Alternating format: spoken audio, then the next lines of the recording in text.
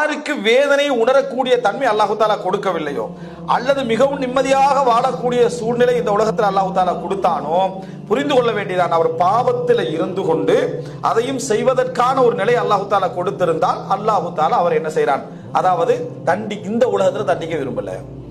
எல்லாம் என்ன மறுமை பாவத்தை அழிக்க விரும்பலாம், முழுமையாக சேர்த்து கொடுக்க நினைக்கிறான். ஏன்னா குர்ஆன் வசனத்தை நம்ம பார்க்கிறோம், அவர்களை சோதனைகளாலும் கஷ்டங்களாலும் நாம் பிடித்தோம், அவர்கள் பணிய வேண்டும் என்பதற்காக. அர்த்தம் என்ன? கஷ்டங்களை கொடுத்தது அவங்க திருந்த வேண்டும் என்பதற்காக. அவர்கள் ஞாபகப்படுத்தப்பட்டதை அவர்கள் மறந்த பொழுது வானங்கள் பூமியுடைய ரஹ்மத்துகளை அவர்களுக்கு திறந்து விட்டோம் என்றாலும், ஞாபகப்படுத்தப்பட்டதை அவர்கள் மறந்த பொழுது வானங்கள் பூமியுடைய ரஹ்மத்துக்களை திறந்து விட்டோம் என்றான். அப்படின்னா என்ன? அல்லாஹு தாலா வந்து சோதனையை கொடுக்கிறது, தண்டனை கொடுக்கிறது எதுக்குன்னா திருந்தி வர்றது.